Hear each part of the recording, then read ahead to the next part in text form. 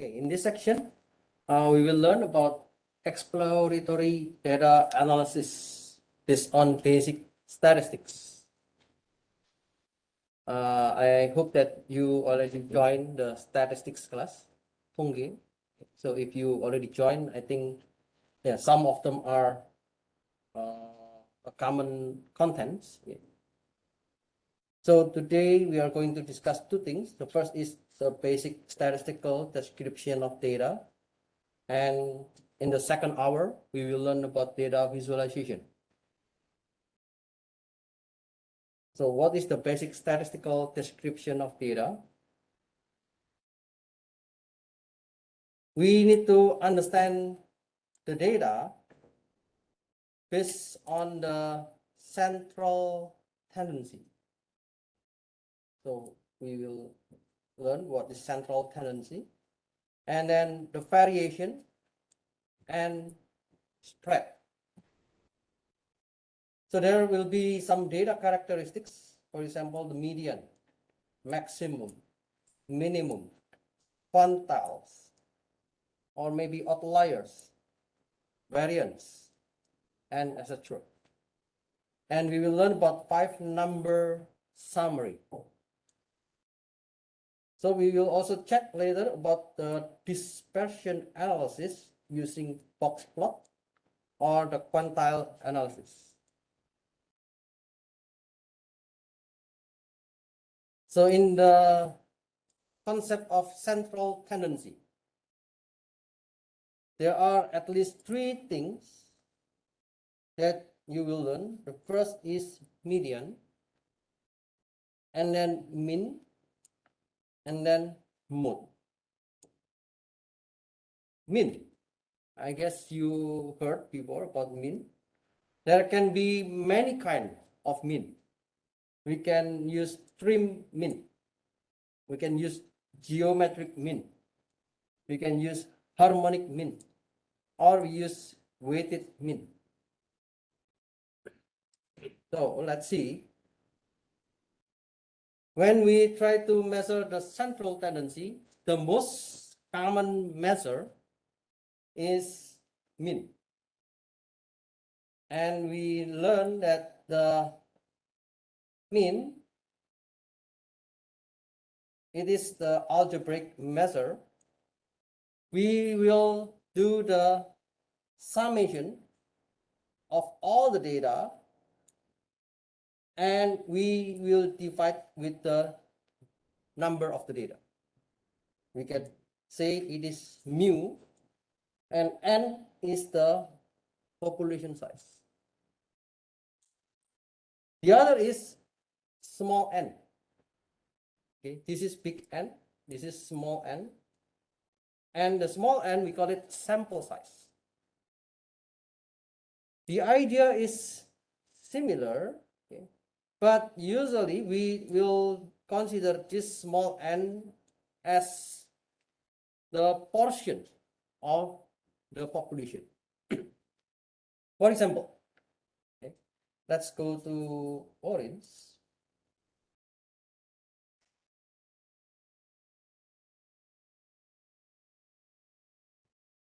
In last week, we already checked on the iris dataset.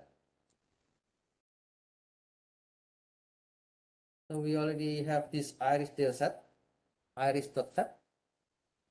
And let's see, you can check another widget. We can check the feature statistics.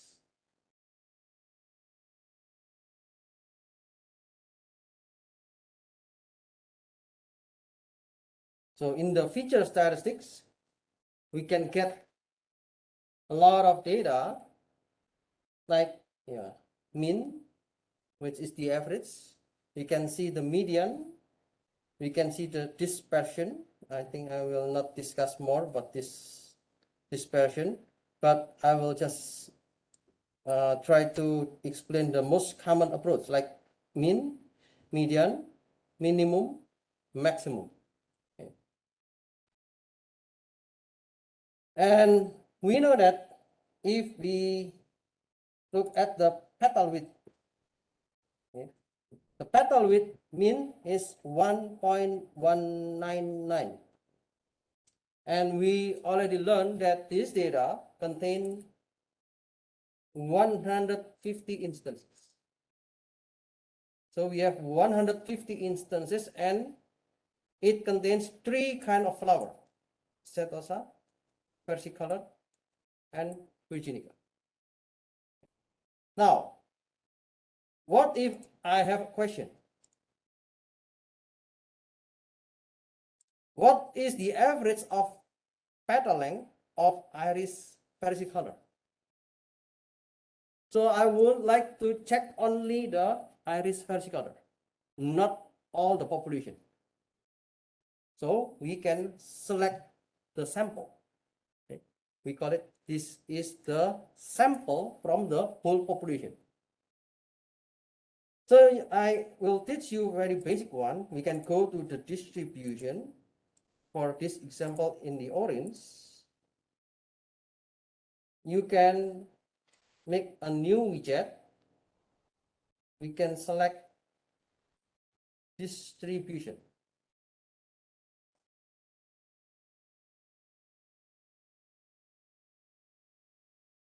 In the distribution, you will see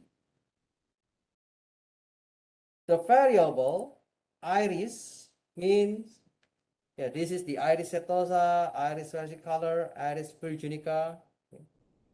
And then you can see the distribution of the sepal length. You can see the distribution of the sepal width. You can see the distribution of the petal length, and you can see the distribution of the petal width. And if you look at this split by, in this case, I would like to split the data by the iris. It means I would like to make the distinction of this data based on the class in the iris. So we have the blue color is the iris setosa. We have the red color is iris versicolor, and the green is the iris virginica. If I choose none, then it will be based on the population. For all flowers, I will not make a distinction between the three flowers, but this is the data from all of the flowers. So let's say I would like to check the petal length of the iris versicolor. So you can move your mouse.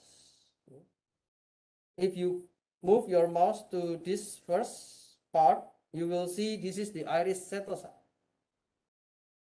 There are 50. If you move your mouse again here in the middle part, you will see that it is the iris versicolor, and they are also 50. If you move this one, you will see this is iris virginica, and we have also 50. So let's say I would like to know only the iris versicolor. So you can click. When you click, then it will make a kind of plot. Okay, there's a box. So after you make this box, you can go to another feature statistics.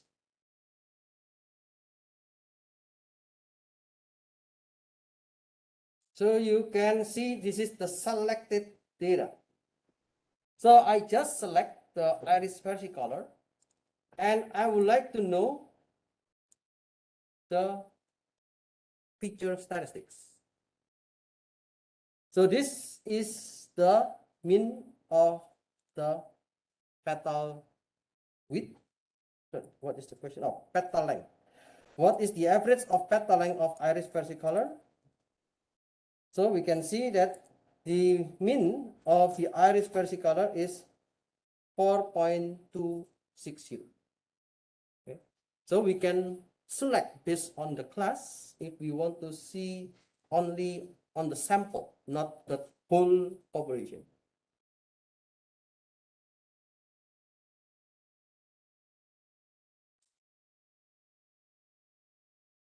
We can also use weighted arithmetic mean. What is weighted arithmetic mean? Let's say I know that the mean is x bar and we want to sum for all the data, which is x, multiply by the weight.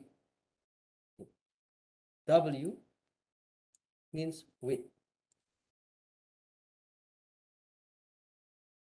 Or maybe in the Korean word, we call it gajungchi. Okay. We want to know which one is higher and which one is lower. For example, you can look at this example about your score. For example, we have the quiz 1. The score is 81 and the weight is 5%. Quiz 2, the score is 78 and the weight is 5%. Quiz 3, the score is 93 and the weight is 5%. Exam 1, the score is 85 and the weight is 20%. Because the exam will have more assessment than quiz. So it has a higher weight. If you sum all of the weight, the total will be 100. So what is your total score? You will do the multiplication between the score and the weight. So 81 multiplied by 5%, 78 multiplied by 5%, 93 multiplied by 5%, and so on. And then we will divide with 100. So your total will be, the weighted average is this score, 89.85. We call this is weighted arithmetic mean. There's another concept about mean. We call it trim mean. We will chop the extreme values. Chop. You know chop? We cut. Okay. So the extreme values, let's say I have this data, 0.7, 0.9, 1.2, 1.8, and so on until 5.2. So I would like to trim 10% of the data because I think this is outlier and I think this is outlier. So I will just use this data to calculate the mean. Okay. So we exclude the outlier.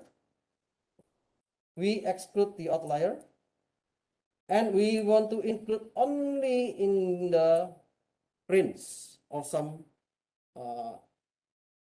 values. Okay? So we have this one is the x values, and we will determine what will be the mean of the exact ranges. So we call this is the trim mean.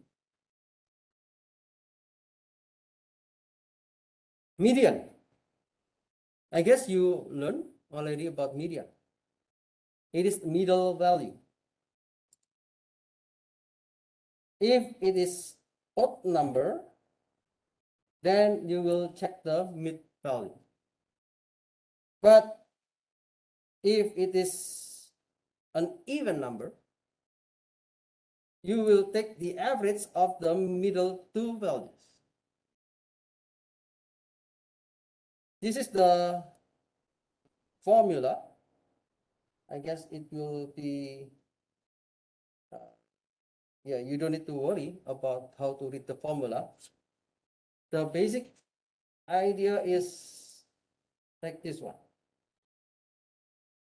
Let's see this example. We have a number 2, 4, 3, 5, 10, and 1,000. What is the mean?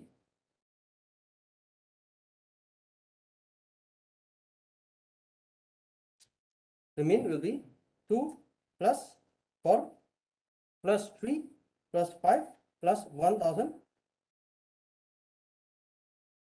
divided by, 10. Right? and divided by, oh, we have 5. Oh, sorry. Oh.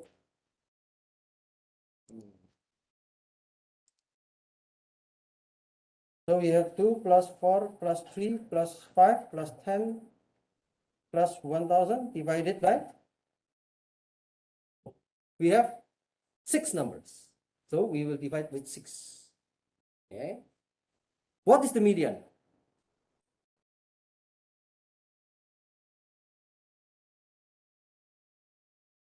$170. I mean the median. 4.5. How do you know that one? Yeah, we can see if we want to calculate the average, we will sum all the numbers and then we will divide with the total numbers. So we have 1, 2, 3, 4, 5, 6. We will divide with 6 and the mean is 170.6. But the median is 4.5. How? When we calculate the median, we need to first sort the values. How to sort the values?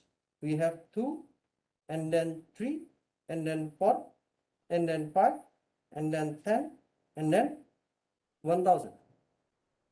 Because it is even. What is taksu?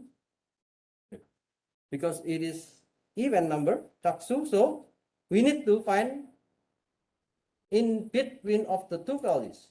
So 4 and 5. That's why we will divide 4 and 5. 4 plus 5 divided by 2, then it is 4.5. If you are a statistician, which one is better to see the representative of this number? Whether we can use mean or median. Median is better. Why? It's outlier. But 1000. That's right. Okay. Because there is an outlier, so the mean becomes very big. However, we know that all the values are in the range of less than 10. So it is better to use median instead of mean in this situation. Okay. What about the second example? We have 2, 1000, 1005, 1010, 1020, and 1100. So this is also the same case. The mean will be around 856, but the median will be 1007.5. How can we get this median? Because it is also even number, so we need to check the 2 in the middle.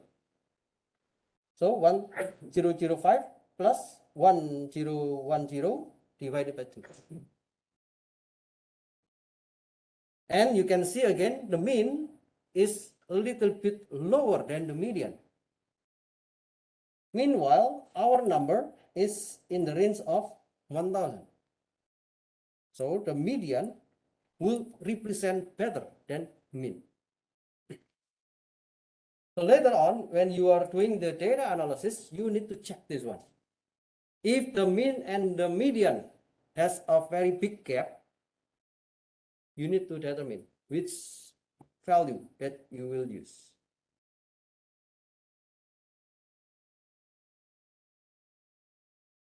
When we measure the central tendency, we also need to consider the mode. Mode is the most frequently occurs value. We call unimodal bimodal, multimodal. In the unimodal, uni means one. So we have only one top. When we have a data and then if there is a peak, okay, the peak, if it is only one, we call it uni. If there are two peaks, we call it bimodal. If we have more than two, we call it multimodal. And the empirical formula, we can make this formula. Mean minus mode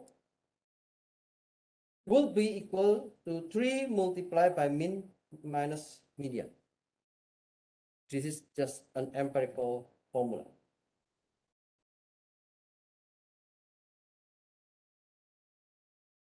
So we can look at our data later, the mean, median, and mode.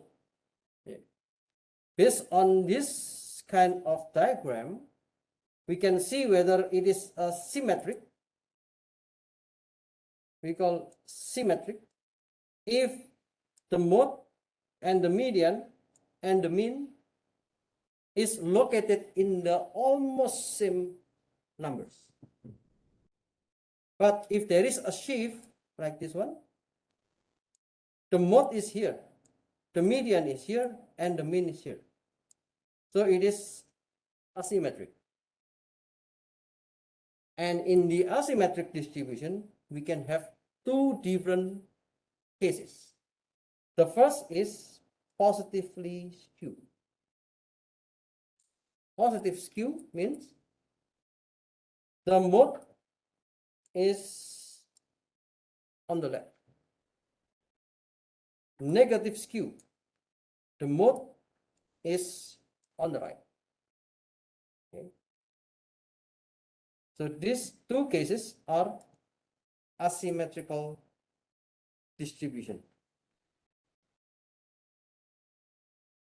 So in the asymmetrical distribution, there are two cases, positive and negative.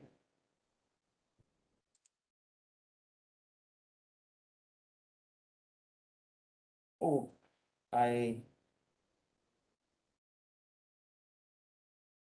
forgot to upload this file. Later, I will upload this file so we can also learn about this distribution. Okay. But let's take a look on this figure. Okay. When we have this data,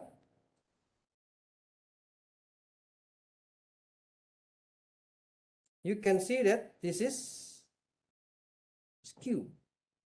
What is this skew? Positive or negative? Negative, because the mode, yeah, this is mode. So what is this data? This is the person, height, and weight.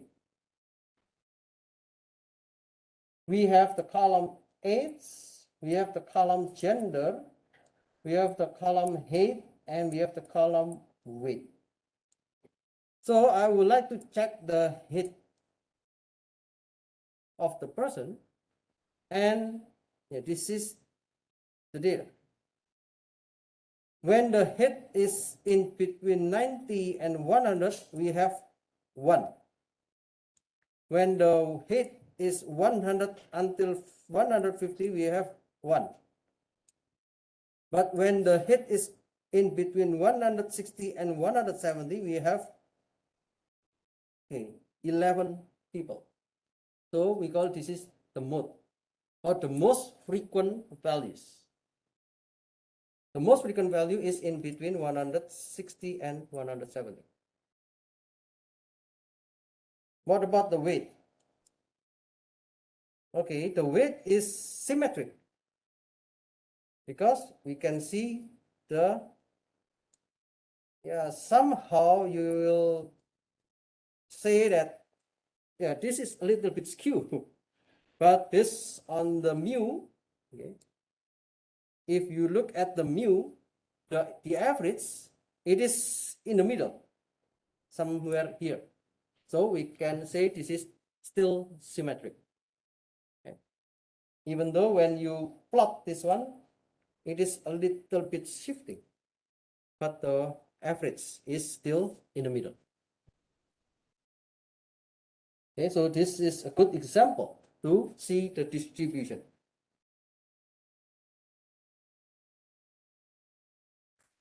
We can also use another way to see the statistical of the data.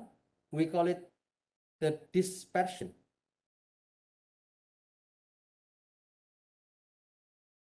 Dispersion means we want to know how the data is distributed, and usually we will use somehow quartiles, outliers, and we can also use the box plot. Quartiles, the most common quartiles that we use is the 25 percentile and 75 percentile. Usually we call it as Q1 and Q3. We have a common measure, we call it IQR. IQR is the interquartile range. It is Q1 minus, Q3 minus Q1.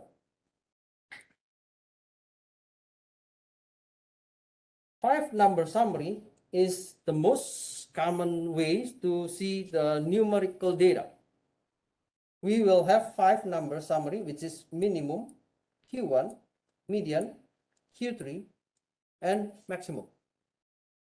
Okay, so that's why we call it five-number summary. And the box plot can represent this five-number summary.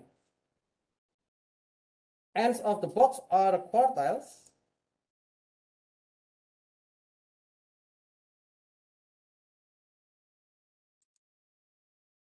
So this is the Q1, this is the Q3. Okay, we call this is the box plot. The end of the box are quartiles, and median is marked. So this is the median. In the box plot, usually they will not show the mean, they will show the median. And then we can add the whiskers and plot outliers individually. This is outlier, this is outlier. The outlier, it is usually a value higher or lower than 1.5 multiplied by the IQR. So we have this Q1, we will measure 1.5 multiplied by the IQR, and then we will check where is the position. If it is lower than this, then it is outlier. Or if it is higher than this, then it is outlier.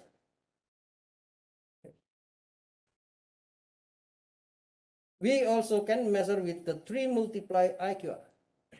3 multiplied by the IQR. Of course, if it is higher than 1.5, it is outlier. And yeah, if it is more than 3 multiplied by the IQR, that's also outlier.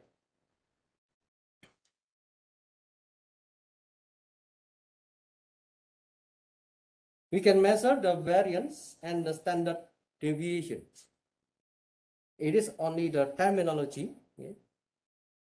When we use the sample,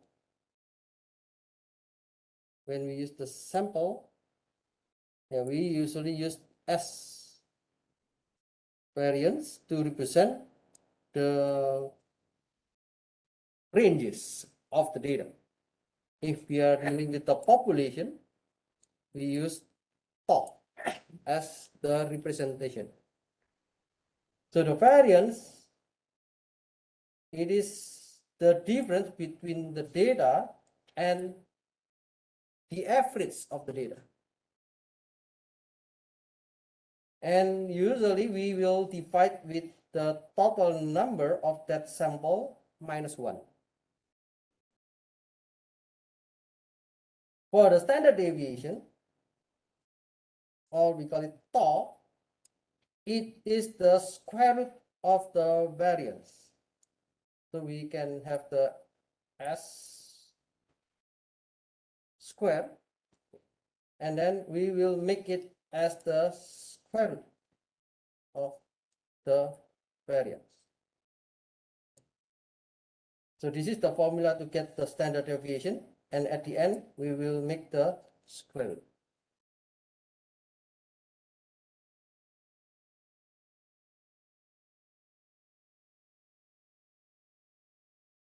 As I mentioned to you before, the box plot,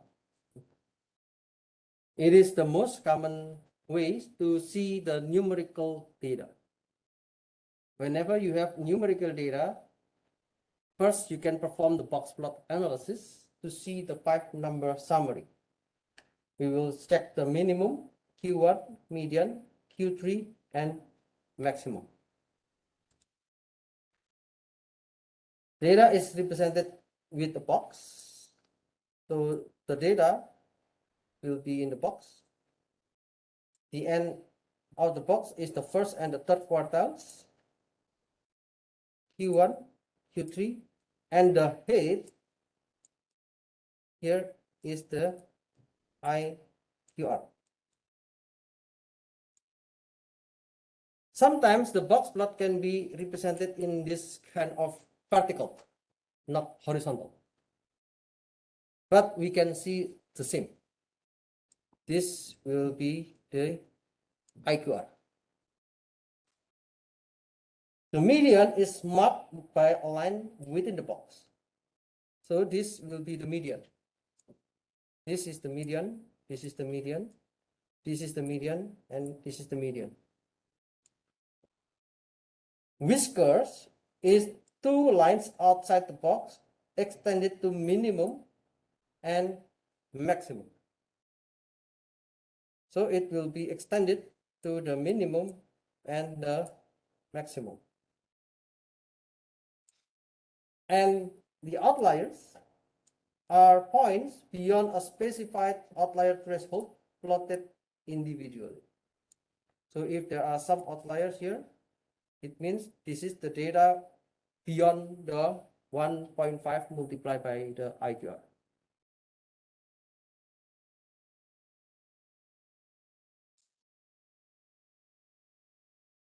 So you can take a look on this iris dataset. If we want to see for every of the flowers, this is the box plot.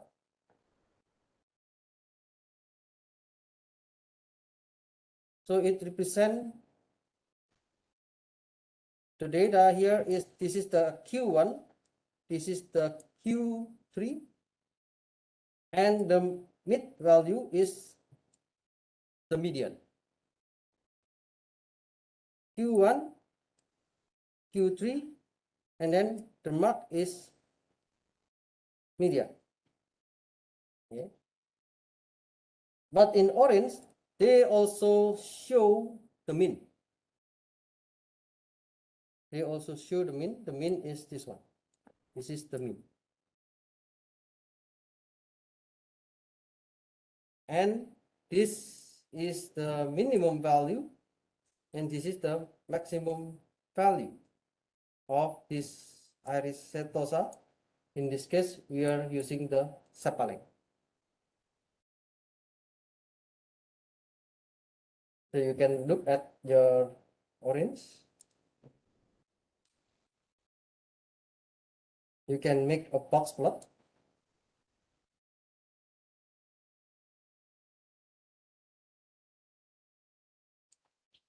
So the box plot will show you this plot as we learned in the PowerPoint. You can look at the sepal width, you can look at the petal length, and you can look at the petal width. By looking at this box plot, we can understand what is the most common features, or what is the most common properties of this flower. The petal width is very diverse. Okay? Small, medium, and large. But the sepal length, somehow, some values are still in the intersection. In the sepal width, it's more homogeneous. Many values are intersect. But here, the petal width, it can distinguish whether it is the iris setosa. So we can say that iris setosa is small in the petal width, and the iris virginica is big on the petal width.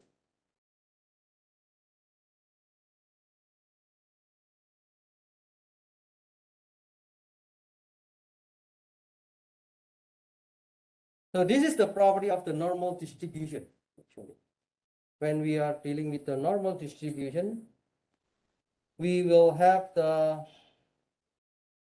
sigma. Okay, we call it the sigma. This sigma means how big is your measurement according to the standard deviation.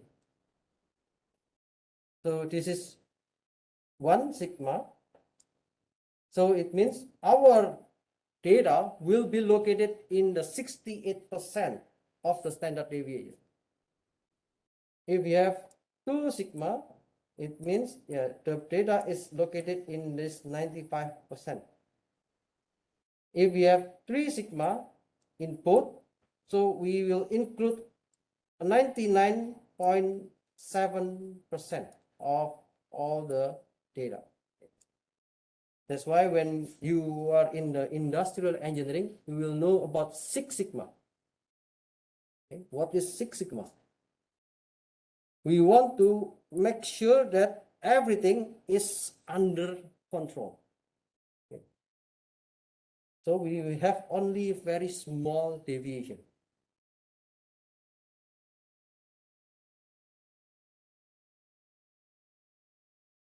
In the basic statistical description, we can also have some other ways to plot. We call it the quantile plot, or we can also use the quantile-quantile plot. In the quantile plot, its value xi is paired with fi. It indicates that approximately 100 fi% of the data are below of the xi. Maybe I will just show you the plot later. And we also have the QQ plot or quantile-quantile plot. It is to check the difference between two data. And we will learn also this correlated and uncorrelated data. First, what is quantile plot? We can plot the data based on the Q. Q is the quantile.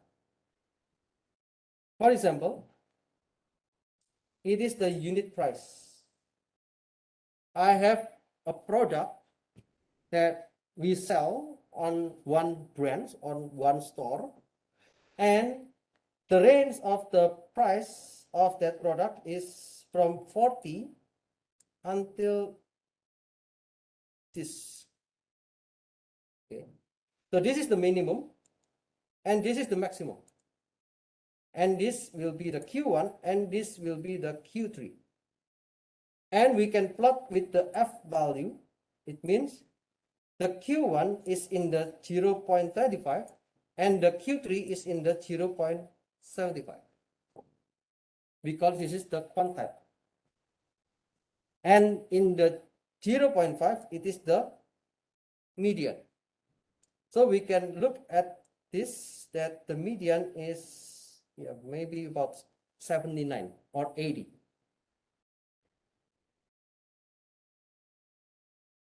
This is the quantile plot.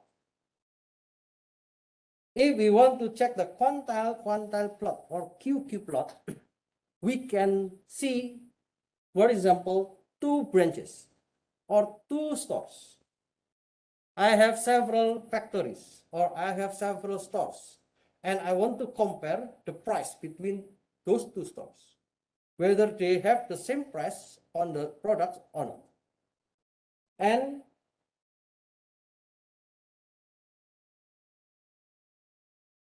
this is the unit price in the branch 2 and this is the unit price in the branch 1. And this is the minimum and this is the maximum. In the same product, we would like to plot the price. So in the branch 1, the product 1 is 40 and in the branch 2, the product 1 is also 40. And then in the branch 1, the other product is about 40, maybe it's 42, but in the branch 2, it's about 47. So you can see this distribution of this data somehow is different. And you will see that in the branch 1, the Q1 is about here, but the branch 2, it has more values. In the branch 1, the price is about 80, but in the branch 2, the price, the median is about 90. Then we can say that the price in the branch 2 is higher than the branch 1. And you can look at this graph that the data is more likely on the top. So it is higher on the branch number 2.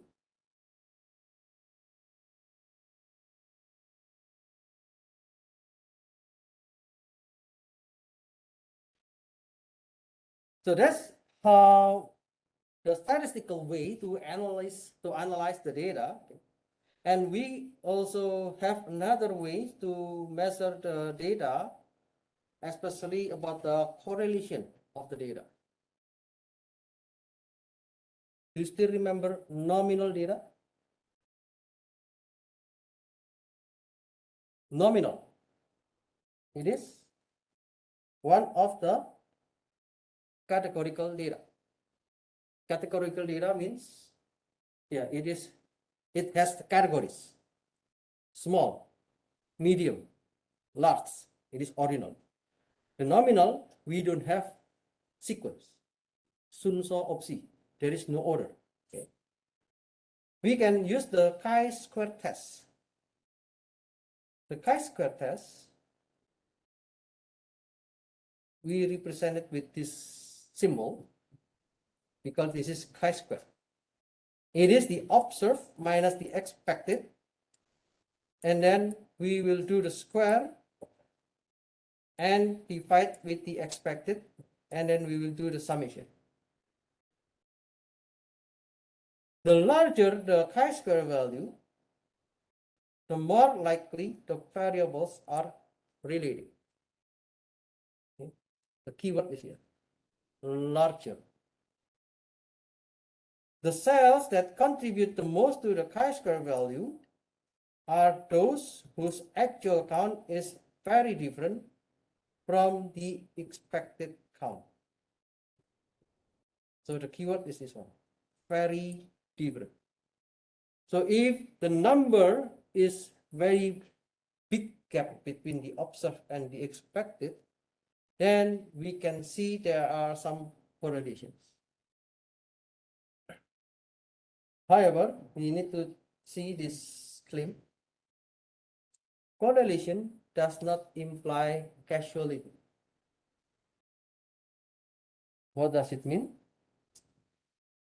In some cases, maybe you will see that the number of hospitals and the number of car theft, you know, the yes, like criminal. Okay. If we look at the chi-square test, the value is high. So somehow maybe we can say, okay, the number of hospital and the number of car theft are correlated. So maybe because there are many car theft, people go to hospital. But that's not the case. That is not correct conclusion. We can just say that there are correlation, but no causality. There is no like something in these two data are there are some things between those two data. We cannot say that one, but we can just say that those two data are correlated. If they are having a high correlation, maybe there will be the third variable. For example, high population. Maybe the population is getting higher and higher every year. So the number of hospitals is higher. And the number of criminals also higher. Okay. So that can be the case. So it means when we do the correlation analysis, we can just say that the two variables are correlated. That's it. But how it is correlated, we need to do more analysis later.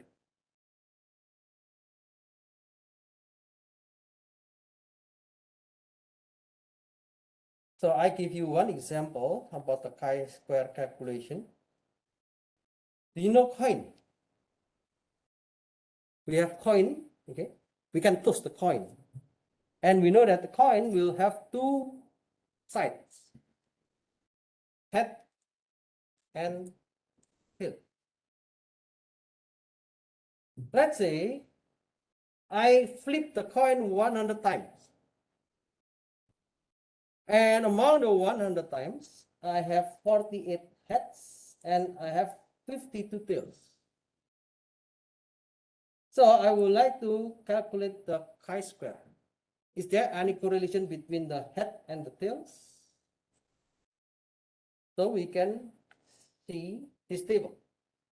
The heads, based on the observation, there are 48 times. The tails, there are 52 times. But we are expecting the head and the tails are equal. From 100 experiment, we expect that it should be 50 and 50. So we can measure the observation minus the expectation. Observed minus expected, so minus 2. And we will do the square, and then we divide with the expected value. The expected value is the 50. So we get the value 0.08. So the chi-square is the summation for all these results, which is 0.08 plus 0.08, and it is 0.60. Is it high? Yeah, it's not that high. It's very small. So we can say there is almost no correlation. So it is like independent between the head and the tails.